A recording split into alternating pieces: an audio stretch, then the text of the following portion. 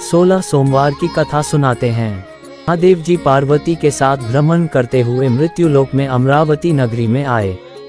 वहां के राजा ने शिव मंदिर बनवाया था, जो कि अत्यंत भव्य एवं रमणीक तथा मन को शांति पहुंचाने वाला था।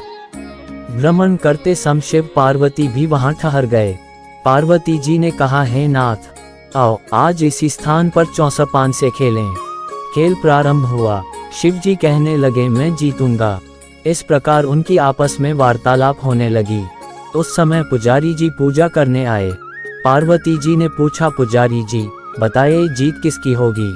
पुजारी बोला, इस खेल में महादेव जी के समान कोई दूसरा पारंगत नहीं हो सकता, इसलिए महादेव जी ही यह बाजी जीतेंगे। परंतु हुआ उल्टा, जीत पार्वती जी की हुई। अतः पार्वती जी ने पुजारी को कोढ़ी होने का श्राप दे दिया कि तूने मिथ्या भाषण किया है। अब तो पुजारी कोढ़ी हो गया। शिव पार्वती जी दोनों वापस चले गए। कुछ समय पश्चात अप्सराएं पूजा करने आईं। अप्सराओं ने पुजारी के उसके कोढ़ी होने का कारण पूछा। पुजारी ने सब बातें बता दी।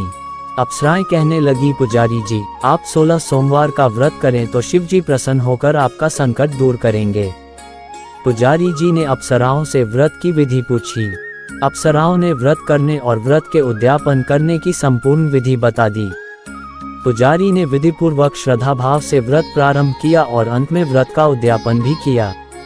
व्रत के प्रभाव से पुजारी जी रोग मुक्त हो गए। कुछ दिनों बाद शंकर पार्वती जी पुनः उस मंदिर में आए तो पुजारी जी को रोग मुक्त देखकर पार्वती जी ने पूछा, मेरे दिए हुए श्राप से मुक्ति पाने का तुमने कौन सा उपाय किया।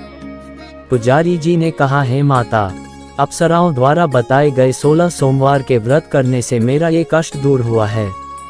पार्वती जी ने भी 16 सोमवार का व्रत किया, जिससे उनसे रूठे हुए कार्तिकेय जी भी अपनी माता से प्रसन्न होकर आज्ञाकारी हुए। कार्तिकेय जी ने पूछा, हे माता, क्या कारण है कि मेरा मन सदा आपके चरणों में लगा रहता है।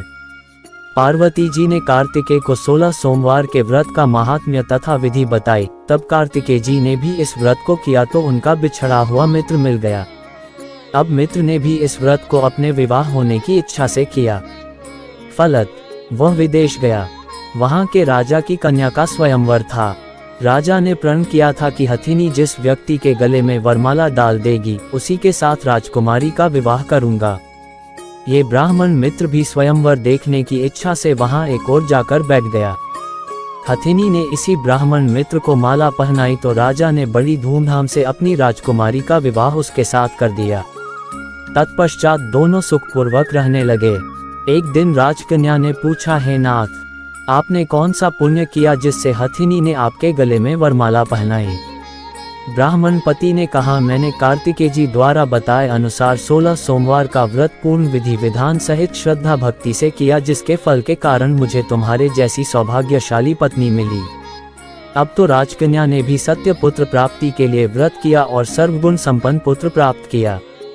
बड़े होकर पुत्र ने भी राज्य प्राप्ति की कामना से 16 सोमवार का व्रत किया। राजा के देवलोक होने पर इसी ब्राह्मण कुमार को राजगद्दी मिली, फिर भी वह इस व्रत को करता रहा। एक दिन उसने अपनी पत्नी से पूजा सामग्री शिवालय ले चलने को कहा, परंतु उसने पूजा सामग्री अपनी दासियों द्वारा भिजवा दी। जब राजा ने पूजन समाप्त किया तो आकाशवाणी हुई कि हे राजा, तुम इस पत्नी को त्याग दो, नहीं तो राजपाट से हाथ धोना पड़ेगा। प्रभु की आज्ञा मानकर उसने अपनी पत्नी को महल से निकाल दिया। तब वह अपने भाग्य को कोसती हुई एक बुढ़िया के पास गई और अपना दुखड़ा सुनाया तथा बुढ़िया को बताया, मैं पूजन सामग्री राजा के कहे अनुसार शिवालय में नहीं ले गई और राजा ने मुझे निकाल दिया। बुढ़िया ने कहा, तुझे मेरा काम करना पड़ेगा। उसने स्वीकार कर लिया। तब बुढ़िया ने सूत की गठरी उसके सिर पर रखी और बाजार भेज दिया। रास्ते में आंधी आई तो सिर पर रखी गठरी उड़ गई। बुढ़िया ने डांटकर उसे भगा दिया। अब रानी बुढ़िया के यहाँ से चलते चलते एक आश्रम में पहुंची। गुसाई जी उसे देखते ही समझ गए कि यह उच्च घराने की अबला विपत्ति की मारी है। वे उसे धैर्य बंधाते हुए बोले, बेटी तू मेरे आश्रम में रह, किसी प्रकार की चिंता मत कर। रानी आश्रम में रहने लगी, परंतु जिस वस्तु को वह हाथ लगाती वह वस्तु खराब हो जाती। ये देखकर गुसाई जी ने पूछा, बेटी किस देव के अपराध से ऐसा होता है। रानी ने बताया कि मैंने अपने पति की आज्ञा का उल्लंघन किया और शिवालय में पूजन के लिए नहीं गई, इससे मुझे घोर कष्ट उठाने पड़ रहे हैं।